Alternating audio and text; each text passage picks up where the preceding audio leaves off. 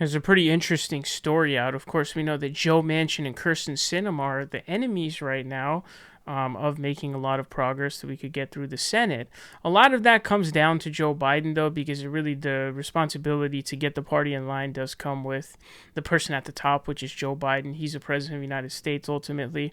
That's his party. He's got to get them in line. So I actually blame Joe Biden more than I blame Joe Manchin and Kyrsten Sinema, because I think it's his job to get his party in line.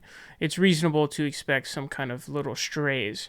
And, where the buck stops, which is supposed to be the president, that's the guy who's supposed to get the party in line. He's literally the leader of the party.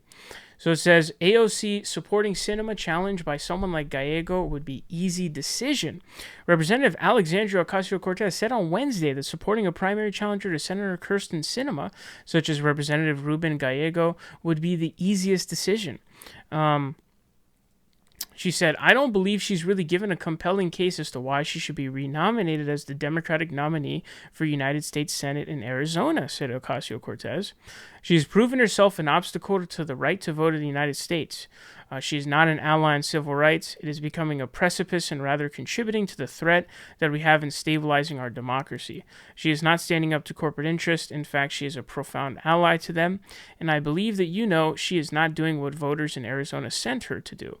Manchin and Sinema's opposition to changing Senate rules in order to pass voters' right legislation has particularly exasperated progressive lawmakers, though few have publicly supported a primary challenge. So, obviously, supporting a primary challenge is a huge deal in the party, and so it's expected that if you support a primary challenge, you're essentially cutting off all top possible ties. Obviously, there's no ties involved here, but it is worth noting. It's noteworthy because it is rare to actually support a primary challenger against one of your colleagues. It's considered very taboo because you're supposed to support the re-election campaigns of all the incumbents in your party, right? So it's obviously a big deal on that realm. And so it says, earlier this month, Sanders said he believed there's a good chance that both Sinema and Manchin will face primary challengers in their upcoming re-election bids, and said he would be open to supporting those candidates. So what we can see going on here is, remember, Bernie Sanders explained that his way of getting the party in line and getting people like Kyrsten Sinema and Joe Manchin in line was to do multiple things. So, the big ones were going straight to wherever it is that they're representing. So in Joe Manchin's case, it's West Virginia. In Kyrsten Sinema's case, it's Arizona. You go to those areas and you do rallies, and you rally together supporters against them to put direct pressure on them. That's obviously going to cause a lot of media coverage. It's going to cause a lot of pressure. Also, it's going to be literally supporting primary challengers. So obviously the President of the United States has a lot of power in supporting candidates. And so the threat of supporting a challenging candidate is certainly a large one.